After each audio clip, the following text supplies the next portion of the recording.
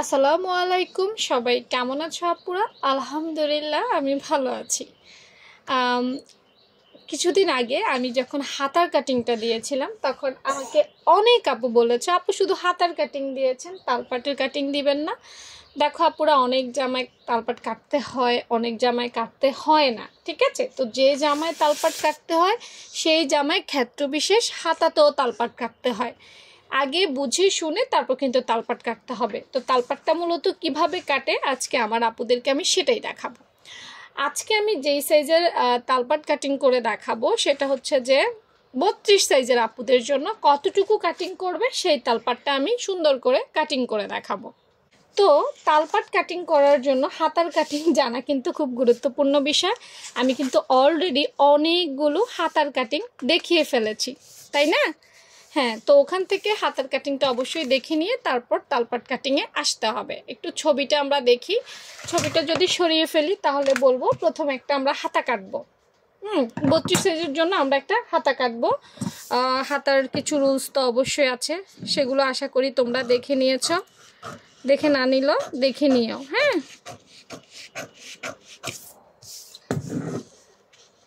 এতটুকুই হবে।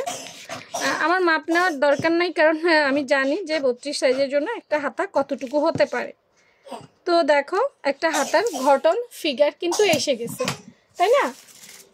এখন গঠন ফিগার এসে যাওয়ার পর আমাদেরকে মনে রাখতে হবে হাতার তালপাট শুধুমাত্র সামনের পাটে কাটে, শুধুমাত্র সামনের পাটে কাটে। এখানে যদি দুটো পার্ট হয়, দেখো এই একটা পার্ট এই একটা পার্ট, যদি দুটো পার্ট হয় তাহলে আমরা সামনের পার্ট কোনটাকে সামন ধরবো, যেটার যে কোনো একটাকে আমরা সামন ধরতে হবে, তাই না? তো আমরা মনে করি এটাকে সামন ধরবো। যদি ধরি তাহলে আমরা কি করব, দেখো এই কোণা থেকে এই কোণা পর্যন্ত, একদম এখান থেকে ধরে এখান পর্যন্ত মনে করে এখানে 7 ইঞ্চি আছে, একদম এখান থেকে এখানে 7 ইঞ্চি, তাহলে অর্ধেক কত? 3.5। এই হচ্ছে 3.5। আমরা 3.5-এর মধ্যে একটা সুন্দর করে এভাবে একটা মার্ক দিয়ে দিতে পারি। 3.5-এ মার্ক দেওয়ার পর আমরা যেহেতু 32 সাইজের জন্য দেখাচ্ছি, তাহলে আমরা এখান থেকে এখানে আধা ইঞ্চি, মনে রাখবা সবসময় আধা ইঞ্চিতে একটা মার্ক করব। আধা, এই যে আধা, এটা কিন্তু আধা ইঞ্চির একটা মার্ক। হ্যাঁ, এই আধা ইঞ্চিটা সুন্দর করে এইখানে, অর্থাৎ মিডলে আধা থাকবে। মিডলে আধা থাকার পর আস্তে এটা সরু হয়ে এখানে মিলে যাবে, আবার এটা সরু হয়ে এখানে মিলে যাবে। ব্যাস, একটা শেপ হবে সুন্দর করে। হ্যাঁ, বাঁকা তেড়া বা এখানে কোনো ভাঁজ যেন না পড়ে। এই যে এটাই হচ্ছে আমাদের সেই তালপাট কাটিং। আমার ড্রয়িংটা হয়তো খারাপ হয়েছে, কিন্তু সেলাই করার সময় বা কাটিং করার সময় আমাকে এটা রাউন্ড শেপে কিন্তু কাটতে হবে। টোটাল কথা হচ্ছে মিডল যে পয়েন্টটা আছে, মিডল পয়েন্টে আধা থাকতে হবে। এরপর আমরা ক্রমান্বয়ে আস্তে আস্তে উপরে মিলে যাব, আবার ক্রমান্বয়ে আস্তে আস্তে আমরা নিচের দিকে মিলে যাব। বাস এতটুকুই হচ্ছে তালপাট কাটিংয়ের বিশেষত্ব। যেমন আমি এখন ধরো কাটতেছি, আমি কি করব, এখান থেকে অনেকেই না তালপাটটা কি করে হাতার এখান দিয়ে ঘুরে এভাবে কাটে, এটা কিন্তু ভুল পদ্ধতি। এই যে লাইনটা দেখতে পাচ্ছ, এই যে খেয়াল করো, এইখানে একটা লাইন আছে কিন্তু সোজা, এই লাইনের নিচে নামা যাবে না। যদি নিচে নামে তাহলে কিন্তু হাতায় টান খাবে, ভালো হবে না। হ্যাঁ, সেজন্য আমাদেরকে এই লাইনটাই ধরে রাখতে হবে। দেখো, আমরা এই লাইনের থেকে নিচে যাব না, এই যে সমান লাইনটা। হ্যাঁ, এখানে আমি আদাতে চলে এসেছি, আবার আমি আস্তে আস্তে আস্তে আস্তে আস্তে আস্তে গিয়ে উপরে মিলে যাব।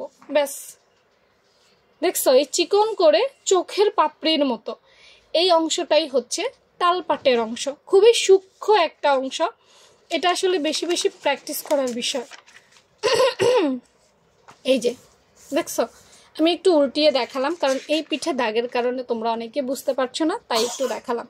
32 সাইজের মানুষটা একটু চিকন টাইপের, তো ওর হাতার তালপাটটা আমরা এভাবেই কাটবো। এই